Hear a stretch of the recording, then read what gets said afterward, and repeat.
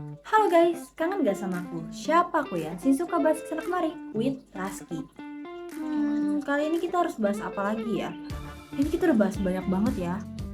Kemarin tuh kita bahas tentang peran Indonesia yang berkurang kontribusinya di Asia. Itu kenapa ya?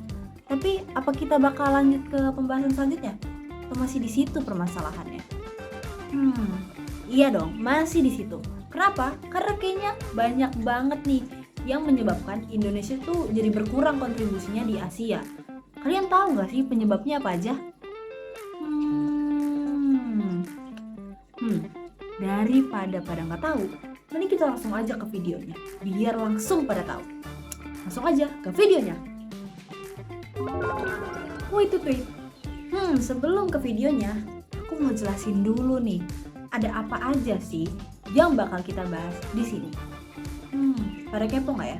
Kita kali ini bakal bahas tentang korupsi, birokrasi yang tidak efisien, dan peran pemerintah yang tidak efektif. Udah pada kepo belum? Harusnya kepo sih, ini kan pembelajaran baru buat kita semua. Ayo kita langsung ke videonya. Penyebab penurunan kontribusi Indonesia di Asia. Ada 3 hal, yaitu korupsi, keadaan birokrasi yang tidak efisien, serta peran pemerintah yang tidak efektif. Itu hal yang merupakan faktor utama yang sangat mempengaruhi dalam menghambat Indonesia untuk meraih kembali statusnya sebagai macan Asia. Indonesia memang sempat digadang-gadang sebagai negara yang memiliki potensi yang besar untuk menjadi sumber kekuatan politik dan ekonomi yang signifikan di Asia. Hal ini pun turut didukung dengan keadaan sumber daya alam Indonesia yang melimpah, posisi strategis Indonesia, serta populasi yang besar.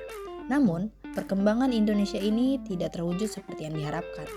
Hal ini dikarenakan berbagai masalah yang menghantui keadaan pemerintah serta sistem birokrasi pada saat itu. Yang pertama, korupsi. Korupsi di Indonesia sendiri telah menjadi masalah yang mendalam dan sistematik di berbagai jenis level pada sektor swasta, pemerintahan, hingga bahkan masyarakat umum biasa. Berdasarkan indeks persepsi korupsi yang telah diterbitkan oleh Transparansi Internasional, Indonesia hingga sekarang masih berada pada peringkat buruk meski dibandingkan oleh negara-negara Asia lainnya. Tindakan korupsi ini melemahkan nilai efektivitas pemerintahan dalam berbagai aspek, seperti pendidikan, ekonomi, hingga dalam hal penegakan hukum sekalipun. Dampak dari tindakan korupsi yang memperlemah kondisi Indonesia pun beragam, mulai dari penggunaan anggaran yang tidak semestinya. Tindakan korupsi ini mengakibatkan sejumlah anggaran negara yang seharusnya digunakan untuk berbagai pembangunan negara pada segala aspek justru disalahgunakan oleh oknum-oknum yang tidak bertanggung jawab dan membuat sejumlah infrastruktur tidak berjalan dengan maksimal. Hal ini menyebabkan penurunan kepercayaan masyarakat dikarenakan korupsi yang merajalela di sejumlah lembaga-lembaga negara hingga pemerintahan. Keadaan suatu negara yang dipenuhi dengan tindakan-tindakan korupsi ini pun menyebabkan negara tersebut semakin jauh dari para investor asing. Hal ini karena umumnya para investor asing akan menghindari negara-negara yang memiliki tingkat korupsi yang tinggi, dikarenakan ketidakpastian regulasi yang ada serta keamanan hukum dari negara tersebut. Yang kedua, ada keadaan birokrasi di Indonesia. Keadaan birokrasi Indonesia pun dikenal lamban dan cenderung berlibat-libat. Banyak sekali regulasi serta prosedur yang membuat keadaan proses perizinan pelayanan publik dan investasi menjadi berjalan dengan sangat lamban dan tidak efisien. Sistem birokrasi yang tidak efisien menjadi salah satu penyebab penghambat utama dalam proses mempercepat pembangunan serta pertumbuhan ekonomi di Indonesia. Masalah terkait birokrasi ini di Indonesia pun cukup banyak, mulai dari terlalu banyaknya regulasi yang seringkali tumpang tindih ini dapat mempersulit segala proses dalam perizinan suatu usaha serta investasi.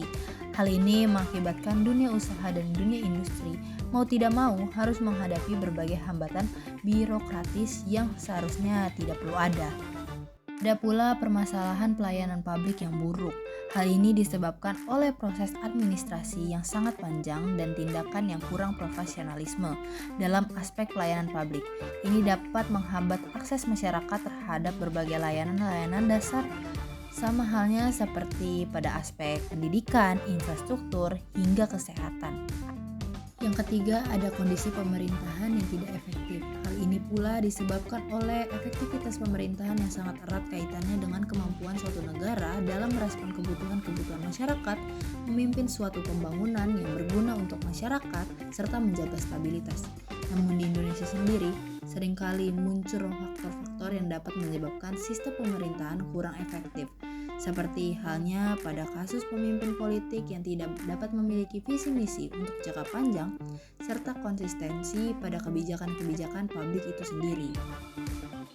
Hal itu banyak pula sejumlah keputusan politik yang dibuat hanya berdasarkan kepentingan yang jangka pendek atau hanya menguntungkan bagi kelompok-kelompok tertentu dan bukan untuk kepentingan masyarakat luas. Ada pula politik transaksional di Indonesia. Politik transaksional ini adalah kondisi di mana suatu jabatan politik atau suatu birokrasi dapat dijadikan sebagai suatu alat transaksi guna memperoleh dukungan-dukungan politik sekitar atau hanya digunakan untuk keuntungan pribadi saja. Politik transaksional ini masih menjadi masalah yang sangat serius. Ini karena politik transaksional ini dapat memperburuk suatu kinerja pemerintahan serta membuat sejumlah kebijakan-kebijakan publik yang berjalan dengan tidak baik